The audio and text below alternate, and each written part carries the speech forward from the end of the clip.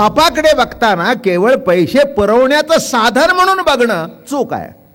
काय म्हटलं मी? बापाकडे बघताना आपल्याला गरज पडेल तेव्हा पैसे पुरवण्याचं साधन, आणि जो नाही म्हणणार नाही, आणि बाप सुटला तर आई आहेच. माझं बोलणं कळलं का? म्हणजे पैसे वसूल करण्याचं साधन आई वडील जर असतील तर दृष्टिकोन चुकीचा आहे. काय? आणि बाप म्हणून जर असेल तर ते कौतुक आहे. कौतुक आहे. हो, असताना सुद्धा मागणे हे कौतुक आहे. काय? त्याला आमच्या घरातली गोष्ट सांगतो. आपला काय खेळीमेळीचा परमार्थ आहे. सगळी माणसं आवडीने भरपूर रोज येत आहेत, मस्त चाललंय. एक दृष्टांत आमच्या घरातला सांगतो. आम्ही आमच्या घरामध्ये दादा महाराजांना 4 मुलगे, एक लवकर गेले, दोघांची मुलं लवकर गेली, आणि शेवटी चौथे आमचे वडील ज्ञानेश्वर महाराज शेवटचे, त्यांची आम्ही 2 मुलं. त्यामुळे खूप लाड, खूप कौतुक. मग त्यात माझ्यासारखा चांगला मुलगा चांगला का वाईट परमेश्वराला माहिती आहे. ते आहे, जसं आहे तसं आहे. एखादा माणूस गेला, एखादा वस्तू फुटली, एखादं जनावर मेलं, आपल्याला वाटतं हे गेलं. गेलं नाही, रूपांतर झालं. सृष्टीमध्ये काहीही संपत नाही, असा निसर्गाचा नियम आहे. कोणच्या नाही कोणच्या फॉर्ममध्ये ते तत्व असतंच. म्हणून हे बघा, सर्व ठिकाणी जर चैतन्य आहे तर असं म्हणायचं का की ती व्यक्ती गेल्याबरोबर चैतन्यही संपलं? आत्मा म्हणजेच चैतन्य का, आणि चैतन्य म्हणजेच आत्मा का? मृतदेहामध्ये चैतन्य नाही का सर्व ठिकाणी असलं तर? माझं म्हणणं नीट लक्षात घ्या. सर्व ठिकाणी जर ईश्वरी तत्व आहे तर मुडद्यात सुद्धा आहे. त्याच्याबद्दल विश्लेषण आपण करतच असतो की त्या मुडद्याच्या ठिकाणी सुद्धा नवीन निर्मिती होत असते. किडे निर्माण होतात, काही नाही काहीतरी निर्माण होतं. हे चैतन्याच्या अस्तित्वाचं दर्शन आहे. म्हणून ईश्वरी सत्ता कोणत्याही काळात अमक्या काळात आहे आणि तमक्या काळात नाही. लौकिक जीवनाला भूत भविष्य वर्तमान हे काळ आहेत. ईश्वरी सत्तेला भूत नाही, भविष्य नाही, वर्तमान नाही, म्हणून त्रिकाला बाधित ती सत्ता आहे. काय? लौकिक जीवनाला आपण काय म्हणतो? बाबा महाराजांचं आयुष्य 75, काय असेल ते एवढ्या पिरियडमध्ये ते होत आहे. काय? पण त्यांच्यातलं चैतन्य तेवढ्या पिरियडमध्येच होतं का? नाही, चैतन्य अखंड आहे. तेव्हा चैतन्याची प्रतीती उदित होण्याकरता एकदा चैतन्य काय आहे, ईश्वरी सत्ता काय आहे हे कळल्यानंतर मग जग तरी काय आहे? जग माया आहे, जग मिथ्या आहे, जग नाशिवंत आहे. एक विचार आपण असा ऐकतो की जग हे मिथ्या आहे, जग हे नाशिवंत आहे. ज्ञानेश्वर महाराज म्हणाले तसं नाही आहे.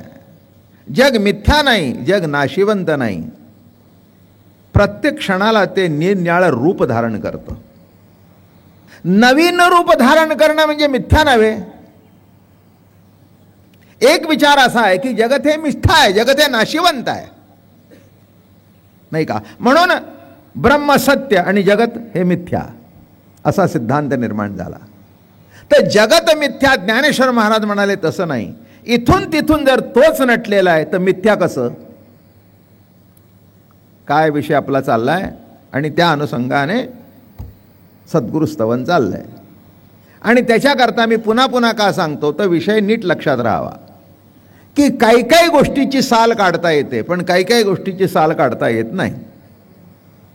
काही काही फळांचा प्रकार असा आहे की सोलल्याशिवाय खाता येत नाही. काही काही सोलायची गरज नाही, नाही का? आता सफरचंद सालीसकट माणसं खातात, सोलायची गरज नाही. त्याच्यापेक्षाही अपूर्व दृष्टांत मी नेहमी देत असतो. साखरेची साल फेडणे. साखल अशी साल काढता येते का? नाही का? नाही काढता येत. सोन्याचा रवा काढला, किसून किसून घाण काढायला निघाला. म्हणून सोनाराच्या दुकानामध्ये कचरा टाकत नाहीत. कचरा गोळा करायला सुद्धा विश्वासू नोकर असतो, आणि जेव्हा तो गोळा करतात त्याच्यातून भरपूर सोनं निघतं. म्हणून लक्षात ठेवा, कण जे उडतात, बारीक कण. मग आता बारीक कण म्हणजे सोनं नव्हे का?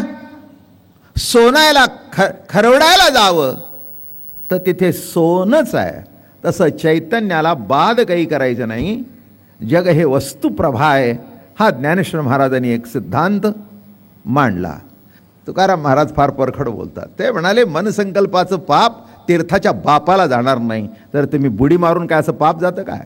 त्याच्याकरता नामस्मरण घे, त्याच्याकरता संत संगत कर. काय कर? नामस्मरण घे, नाही का? प्रभूचं नाम घेतलं की नामसंकीर्तन साधन पै सोपे, जळतील पापे जन्मांतरीची. एवढं नामामध्ये ताकद आहे, संत संगतीमध्ये ताकद आहे. म्हणून एक विशिष्ट दृष्टिकोनातून जगताकडे बघण्याचा दृष्टिकोन ज्ञानेश्वर महाराजांनी दिला. म्हणून जगत नसून जगती वस्तुप्रभाच आहे. वस्तुप्रभा आहे म्हटल्यानंतर काही वाईट नाही, काही चांगलं नाही, सगळं आहे तो खेळच आहे, सगळा आहे तो विलासच आहे, बरं का? त्याच्यामध्ये बाद काही नाही. एक दृष्टांत दिला होता. बाई अगदी पैठणी नेसली, कडेवर घेतलं मूल, आणि निघायच्या टायमाला तिच्या अंगावर त्यांनी नको ते केलं, बरं का? चिडल्यासारखी झाली, पण त्याच्यात सुद्धा कौतुक होतं. सगळ्या लग्नभर सांगत सुटली. उशीर का झाला? अहो काय सांगू, 10,000ची पैठणी नेसले आणि या लब्बाडानी काय केलं, कळलं का तुम्हाला? त्या दुसऱ्याचं सांगितलं असतं का पोराचं असं?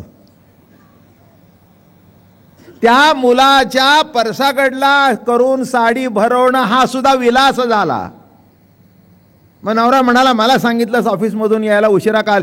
आपले युवराज बघा कसा हसतोय लब्बाड, कळलं का? विलास.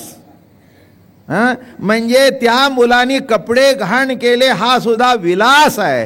कारण यादसाठी केला होता अट्ठास. लग्न झाल्यानंतर 10 वर्ष मूल झालं नाही आणि आता झालं त्याचा.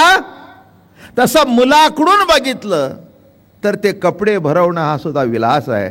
तसे ईश्वरी सत्तेकडून जर बघितलं तर जीवनामध्ये जे जे घडेल तो सुद्धा प्रभूचा विलासच आहे.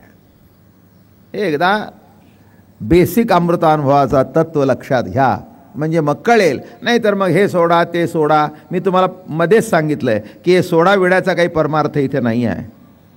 प्रभूने तुम्हाला कसं धरलंय ते शिका. तुम्ही वस्तू धरता आणि प्रभूला सोडता. अर्थात वस्तू जरी धरली तरी प्रभूला धरल्यासारखंच आहे, पण ती वस्तू म्हणून धरता, प्रभू म्हणून धरत नाही, म्हणून घोटाळा आहे. एकदा तुमच्या डोक्यावरचं छत्र गेल्यानंतर पुन्हा रुसायला, हट्ट करायला, भांडायला दुसरी जागा मिळणार नाही आणि तुमचं जगात कोणी सहन करणार नाही. तसं ईश्वरी सत्ता तुमचं पाप पुण्य जेवढी सहन करते तेवढं कोणी सहन करणार नाही. म्हणून पहिला धडा म्हणजे ईश्वराला मानायला शिका. काय? तो तुमचं पाप पुण्य जेवढं सहन करतो तेवढे जगात कोणी करत नाही. आणि खरे तुम्ही अंतरंगातून काय आहे हे फक्त ईश्वरी सत्तेलाच माहिती आहे, नाही का? मनामध्ये पाप आहे का पुण्य आहे, खरं आहे का खोटा आहे, चांगला आहे का वाईट आहे, हे सर्व तोच नटलाय. हे एकदा पक्का पाया झाला की चिदविलास सुरू झाला. आणि म्हणून शिवशक्ती हेही त्या सत्तेचंच रूप आणि सद्गुरू आणि शिष्य हेही त्याचं रूप. या विषयापर्यंत आपण आलोय. आणि ते सद्गुरू कसे आहेत? इतके नटलेत सर्व रूपाने की ज्ञानेश्वर महाराज थकून गेले. तुझला गुडा काय करू, शिवशिवा सद्गुरू तुझला गुडा काय करू. अरे काय करू, काही कळतच नाही. काय म्हणावं, काय म्हणावं? मुलगा म्हणावा, काल काय दृष्टांत सांगितला, मुलगा म्हणावा का देव म्हणावा? देव म्हणावा तर विचित्र वागतोस, आणि मुलगा म्हणावा तर तुझी लीला कळत नाही. काय कृष्ण लीला काय सांगते? काय मुलगा म्हणावा तर अलौकिक आहे. एवढी पुतना तिचं विष गिळलंस, काय अलौकिक आहे. करंगळीवर डोंगर उचललास. मुलगा म्हणावा तर करण्याशी, आणि देव म्हणावा तर तुझ्या खोड्या इतक्या की नेमकं तुला देव म्हणावं का मुलगा म्हणावा हे कळत नाही. तुझला गुढा काय करू. जगत रूपाने प्रभू नटलाय बर का. तुम्हाला नटाचा पार्ट दिसतो, पण त्याच्यातला नट कोण आहे? मी मागे एकदा दृष्टांत दिला होता की बाळ गंधर्वांच्या काळामध्ये काही वेळेला ते पुरुषाचा रोल करायचे, काही वेळेला बाईचा करायचे. उतार वयामध्ये अर्जुनाचा सुद्धा पार्ट त्यांनी केला. काय मग सुभद्राही झाले, रुक्मिणीही झाले, भामिनीही झाले, सिंधूही. पण नाटक बघणाऱ्यांना हे माहिती असायचं, ते म्हणायचे आज बालगंधर्वाणी सिंधू काय बालगंधर्वाणी. कळलं?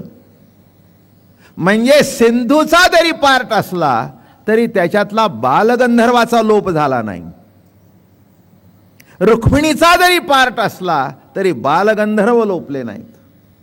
तसं जगत रूपाने कोणी कोणत्याही आकारात दिसू दे, आणि त्या आकाराला तुम्ही ब्राह्मण, क्षत्रिय, वैश्य, शूद्र, तरुण, वृद्ध, म्हातारे, गरीब, श्रीमंत, पापी, पुण्यवान हे काहीही नाव ठेवा, तरी पण इथून तिथून आकार त्या ईश्वरी सत्तेचाच आहे. हा ज्ञानेश्वर महाराजांचा चित्तत्वाचा विलास आहे.